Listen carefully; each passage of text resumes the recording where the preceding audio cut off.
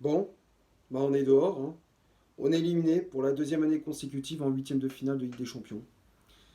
Mais pour moi, cette défaite symbolise tous les mauvais choix sportifs du club sur ces 6 dernières années. Que ce soit de la part du président, des anciens directeurs sportifs ou même du directeur sportif actuel Luis Campos. C'est une accumulation des choix effectués par le club sur ces 6 dernières années. On préfère dégager des joueurs comme Keylor Navas, Thiago Silva, Edinson Cavani ou encore André Di Maria qui étaient encore bien.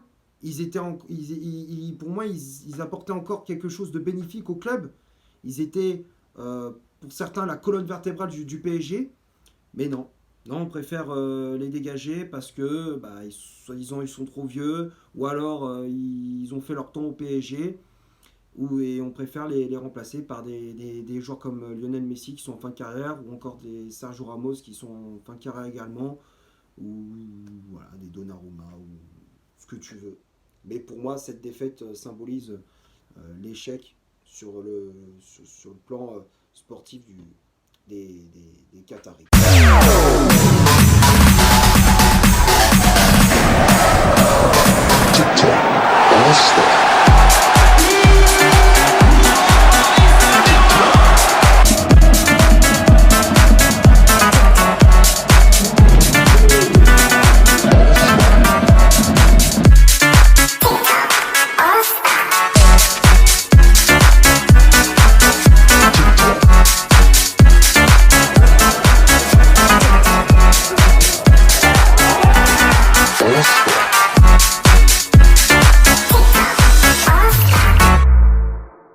Salut à tous, amis parisiens, supporters du PSG. Je vous demande pas si ça va. Je sais très bien que vous êtes frustrés, agacés, abattus, voire même tristes peut-être pour certains. On va débriefer cette rencontre qui opposait le Bayern Munich au Paris Saint-Germain. C'était un match qui comptait pour les huitièmes de finale retour de Ligue des Champions. Défaite 2-0 à l'Alliance Arena. Sur l'ensemble des deux matchs, ça fait 3-0. Choupo-Moting avait ouvert le score à la 61e minute de jeu pour les Bavarois et à la 89e, Serge Gnabry fait le break. Et avec ce résultat, le club de la capitale est éliminé pour la deuxième année consécutive en huitième de finale de Ligue des Champions. La cinquième à ce stade-là de la compétition depuis l'arrivée de QSI. Ça fait beaucoup, mais là, au mercato estival, il faut vraiment faire un grand coup de balai, refaire le PSG du fond en comble, de la cave au grenier, du président, passant par le directeur sportif, l'entraîneur, les joueurs, faut tout refaire. Faut tout refaire. L'année dernière, je l'avais dit, mais là, cette année, je redis la même chose. Faut refaire le PSG de la cave au grenier, de fond en comble. Parce que là, c'est pas possible. Là, il y a le projet qu'au début, quand les Qataris sont arrivés, au début, c'était cohérent. Et d'année en année, ça se dégrade, ça se dégrade, ça se dégrade. Et nous, les supporters, on essaie de faire notre mieux, de dire ce qu'on pense sur les réseaux sociaux, au stade, à la télé. On fait notre mieux, mais malheureusement, on a l'impression que le message ne passe toujours pas. Alors, pour débriefer ces 90 minutes, pour parler du contenu de ce match, la première période était assez équilibrée entre les deux formations, même s'il y avait de la crainte dans les deux camps. Paris qui était plutôt bien en place. Tactiquement, c'était cohérent ce qu'avait mis Galtier lors des 45 premières minutes. On avait, on avait comment dire, le ballon, on mettait de l'agressivité, de l'impact physique, on mettait de la combativité à l'image d'un Fabien Ruiz ou d'un Danilo Pereira. On a eu des occasions avec Kylian Mbappé, avec Achraf Hakimi ou encore Vitinha. Vitinha, on va en parler après. Bayern qui a répliqué aussi avec Alphonso Davies, Joshua Kimmich sur coup de pied arrêté, ou encore Eric Maxim Choupo-Moting. Heureusement on avait un très bon Gigio Donnarumma. C'était équilibré en termes d'occasion. Ça allait d'un but à l'autre. C'était quand même plaisant à voir. Et à la 37e, c'est pour moi le tournant de ce match. L'occasion ratée de Vitinha. Franchement, je me pose encore des questions. Je me pose des questions. Normalement, pour moi, il doit la mettre au fond. T'as Hakimi qui fait un bon pressing sur Yann Sommer, qui fait d'ailleurs une relance complètement hasardeuse. Ça revient dans les pieds de Vitinha. Il avait le temps de la contrôler. Pour moi, il avait le temps de la contrôler. Il n'était pas attaqué. Il avait le temps de la contrôler, puis d'enchaîner avec une menace. Mais non, il ne regarde pas le but. Il frappe pied gauche, une frappe qui est molle, qui est mauvaise. Deert a sauvé le ballon sur sa ligne.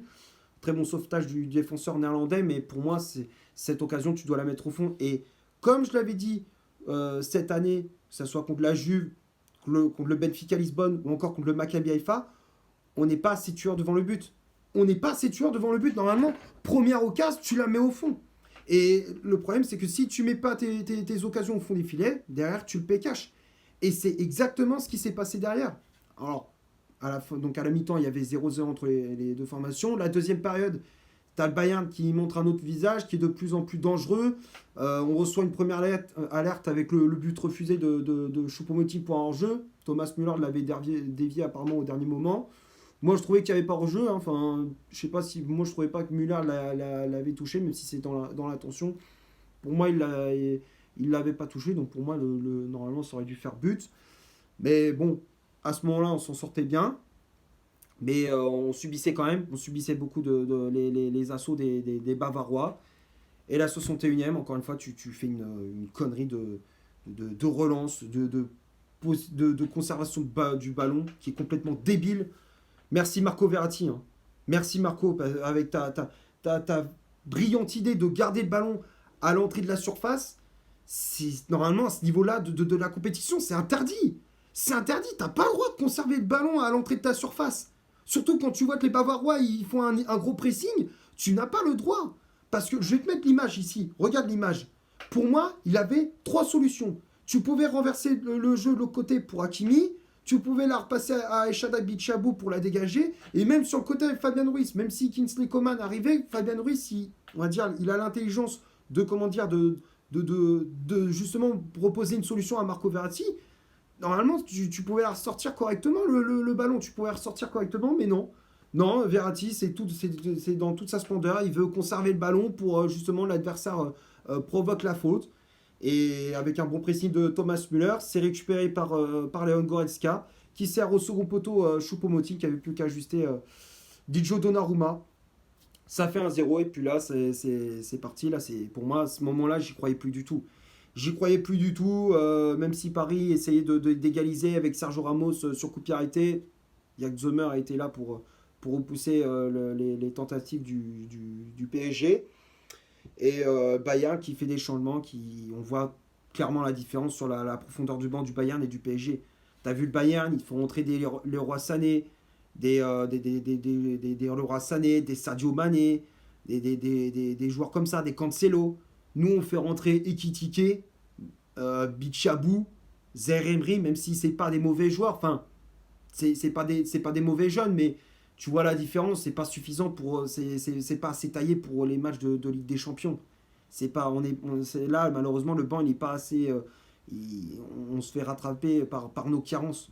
On se fait rattraper par nos carences et ça se voit direct. Ça se voit direct. Et puis, à force de subir Bayern qui voulait absolument tuer le match, et c'est ce qu'ils ont fait à la 89e avec le but de Serge Gnabry sur une contre-attaque emmenée par João Cancelo, portugais qui lance dans la profondeur l'ailier du Bayern, et il ajuste parfaitement Donnarumma d'un plat du pied, frappe croisée, rien à dire.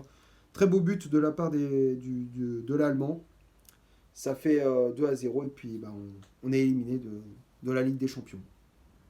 Tu vois, c'est des petits détails, c'est des erreurs que le PSG fait chaque année, qu'on n'en tient pas compte, et chaque année on fait les mêmes erreurs. Et c'est ça qui nous gonfle, nous les supporters parisiens, c'est que chaque année on se fait toujours sortir par des erreurs de merde, des erreurs à la con. Je veux bien que tu fasses une erreur et que tu en tiennes compte l'année suivante, mais là c'est trop, chaque année c'est toujours pareil. L'histoire se répète, les matchs se suivent et se ressemblent en Ligue des Champions. Maintenant, on va passer à la composition d'équipe que Christophe Galtier a mis en place pour ce match. Le 11 de départ, je te l'affiche juste ici. Le schéma tactique, c'était un 3-5-2 avec Didio Donnarumma dans les buts. La défense à 3, on avait Sergio Ramos dans l'axe, Danilo Pereira à droite et Marquinhos à gauche avec le brassard de capitaine. Le milieu de terrain, on avait Verratti positionné en sentinelle, Fabien Ruiz et Vitinha en relayeur, les pistons Hakimi à droite, Nuno Mendes à gauche et le duo d'attaque de Messi associé à Kylian Mbappé. Les changements effectués par l'entraîneur français, donc on avait l'entrée en jeu de Nordi Mukiele à la place de Marquinhos sorti sur blessure avant la pause. Et puis à la mi-temps, c'est ce dernier qui sort pour l'entrée en jeu de El Shaddai Bichabou. Après, on a vu l'entrée en jeu du jeune Warren Zaïre-Emery à la place de Fabien Ruiz au milieu de terrain. Hugo Ekitike qui est entré en jeu à la place de Vitinha. Et pour finir, l'entrée en jeu de Bernat à la place de Nuno Mendes. Les choix, bon au début quand tu regardes le 11 de départ, c'était plutôt cohérent, c'est ce que Galtier avait mis en place ces dernières semaines, après la victoire contre l'OM en championnat puis contre Nantes, c'était le même 11 de départ, quoi. C'était quasiment la même chose. Par contre, il y a un choix que je ne comprends pas, c'est pourquoi tu prends le risque de mettre Marquinhos dès le début du match. Pourquoi tu le mets titulaire? Alors oui, c'est un joueur sur le papier qui est important parce que c'est ton capitaine, mais quand tu vois qu'il n'est pas à 100%, pourquoi tu prends le risque de le mettre titulaire? Pourquoi tu le mets titulaire? Pourquoi tu le mets sur la feuille de match? Fais démarrer un autre jeune, même si tu prends le risque de mettre un autre jeune, mais moi je préfère avoir des joueurs qui sont à 100% sur le terrain que un joueur qui est même pas à 50% et qui justement on grille un changement dans le match. Parce que le problème c'est qu'il même avec Moukiel aussi, Gatti il a grillé deux changements. Deux changements, je ne comprends pas ces changements, pour moi c'est incompréhensible. Ça n'a ni queue ni tête, ça n'a aucun sens. C'est ça, pour moi, Galtier, il s'est complètement foiré sur ses choix. Il s'est complètement planté. Et donc, c'est ça qui a, comment dire, qui a basculé, c'est ça qui a fait basculer le match, quoi. C'est aussi les choix que Galtier a fait en deuxième période. Et ce que je comprends pas aussi, c'est que lorsque Marco Verratti fait sa boulette, pourquoi tu le sors pas? Non, mais parce qu'il faudra m'expliquer ça aussi. Parce que soit Verratti, quand il est dans un bon jour, qu'il est au top de sa forme, il peut t'apporter quelque chose de bénéfique. Mais là, depuis quelques semaines, pour moi, il est irrégulier. Et le problème, c'est pour moi, hein, enfin, c'est mon avis, hein, depuis que Verratti a prolongé son contrat avec le PSG jusqu'en 2026 et qu'il voit que il a un statut au Paris Saint-Germain, Galtier le touche pas, il le sort pas. Comment dire, il est dans une zone de confort. Il se dit, ouais, bon, c'est bon. Comment dire, j'ai pas de concurrence. Je suis tranquille. C'est ça le problème. C'est que Verratti, pour moi, il est dans une zone de confort. Et pour moi, ce qu'il faut, c'est apporter de la concurrence au PSG au milieu de terrain. Parce que Fabien Ruiz et Vitinha, c'est pas assez fort la concurrence n'est pas assez forte pour Verratti. Il faut un mec, justement, dès qu'il arrive, il met, comment dire, il arrive dans le vestiaire, il met les points sur les i, il est titulaire et il fait des bons matchs. Et tu mets par exemple Verratti sur le banc et il se dit, oh putain, je suis sur le banc, si j'ai envie de retrouver ma place de titulaire, il faut que je me batte. C'est ce qu'il faut. Au Paris Saint-Germain, c'est ce qu'il faut, c'est de la concurrence. Mais le problème, c'est qu'il y a les mecs, ils n'ont pas compris, les dirigeants n'ont pas compris qu'il faut de la concurrence dans un effectif pour que justement chacun se batte pour avoir sa place et justement pour que l'équipe progresse, aille dans le même sens. Sinon, ça ne peut pas fonctionner. Voilà. Je pense avoir fait à peu près le tour pour la composition d'équipe du PSG. On va passer maintenant aux statistiques de cette rencontre. On va commencer par le Bayern Munich. 45% de possession de balle, 4 corners, 8 tirs au total, dont 5 tirs cadrés, 3 hors-jeux signalés. Et du côté du PSG, 55% de possession de balle, 6 corners, 6 tirs au total, dont 4 tirs cadrés, 0 hors-jeu signalé. Alors quand on regarde les stats, oui, Paris Saint-Germain a eu la possession du ballon. Mais à chaque fois, dès qu'on avait le ballon dans les pieds, on ne savait pas quoi faire. On était sans solution avec le ballon. Alors du coup, on faisait la passe à 10, mais on faisait rien. Il n'y avait pas de créativité. Alors dès qu'il n'y avait pas la solution Mbappé, on était mort, quoi. Il n'y avait aucune solution, aucune alternative. Aucune alternative. Et malheureusement, c'est ça le problème. C'est ça le problème, c'est qu'on comptait trop sur Kylian Mbappé. Alors c'est vrai qu'on compte beaucoup sur Mbappé parce que ces derniers temps, c'est lui qui sauve les meubles. Mais tu vois que dès qu'on bloque Mbappé, t'es sans solution. T'es sans solution, t'as pas de créativité, t'as pas d'alternative.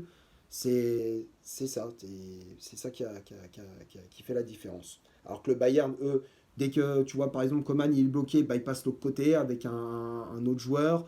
Ou alors ils cherchent des solutions avec Choupo-Moting. Ils ont un vrai neuf, ils ont un milieu de terrain qui apporte de l'impact physique, ils ont une défense où c'est du costaud aussi. Ils ont tout ce que le PSG n'a pas, tout ce que le PSG ne possède pas. C'est ça qui fait la différence. Comme je dis, on a trop de carences pour aller loin en Ligue des Champions. Maintenant, les tops et les flops, bah, c'est simple pour moi. Allez, je vois, on va dire, ouais, trois tops. Moi, je vois trois joueurs qui ont été bons dans ce match. Allez, peut-être quatre, si, à la limite, peut-être quatre. Le premier, c'est Danilo Pereira. Pour moi, il a été bon de la première à la dernière minute. Il n'a jamais baissé les bras. Il n'a rien lâché. Il a fait des interventions très importantes. Tacle glissé. Il a gagné tous ses duels aériens. Les transversales, ils étaient propres de la part du joueur portugais. Danilo, ces derniers temps, c'est lui aussi qui sauve les meubles. Avec Mbappé, c'était les deux qui sauvaient les meubles du Paris Saint-Germain dans l'équipe. Donc très gros match de Danilo. Fabien Ruiz aussi, qui a été plutôt bon. C'est le seul aussi au milieu de terrain qui sort un petit peu du lot. Techniquement, les passes, elles étaient plutôt bonnes. Il a essayé de se projeter vers l'avant, il a gratté des ballons. Ouais, il a essayé justement de progresser le milieu de terrain dans ce match.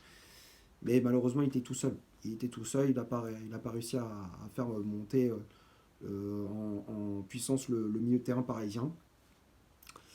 Après, le troisième top, dans le 11 de départ, je pense que c'est Sergio Ramos aussi. Ramos qui a fait pour moi un match correct. Moi personnellement, je trouve qu'il a fait un match assez correct. Alors même si je disais là au début de vidéo, ouais, on prend un Sergio Ramos en fin de carrière.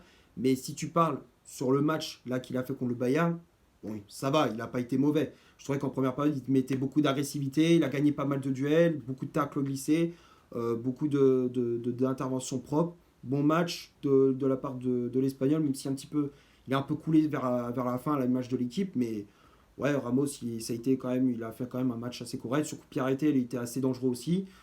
Donc on va dire que Ramos, ça va. Ça va, il a pas été mauvais. Et puis le quatrième top pour moi, c'est Warren Zaïre-Emery, quoi. Zaïre-Emery qui est entré en jeu. Et puis peut-être aussi Bichabou, les deux titis parisiens.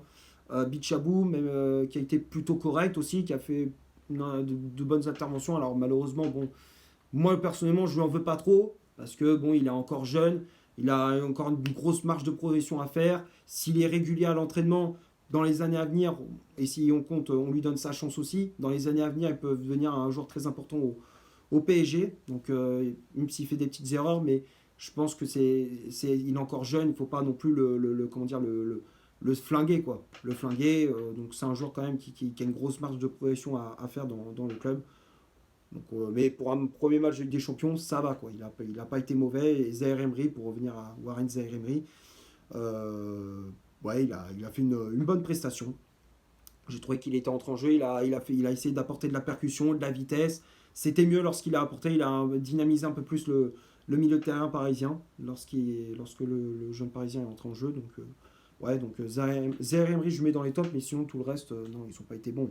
Bappé, il n'était pas dedans, vous voyez qu'il n'était pas dans son assiette, il était bloqué, il était muselé par les défenseurs bavarois.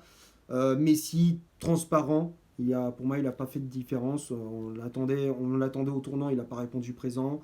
Verratti, catastrophique. Non, non, pour moi, il y avait trop, on voyait qu'il y avait trop de carences dans le jeu parisien.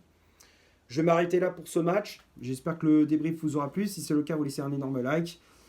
Tu t'abonnes, tu n'hésites pas à me dire dans les commentaires ce que tu as pensé du match et aussi de mon débrief. Hein. S'il y a des choses, tu n'es pas d'accord avec moi, tu me dis en commentaire. Je suis ouvert au débat. Et puis d'ici là, portez-vous bien. On se retrouve pour un prochain débrief. Ciao.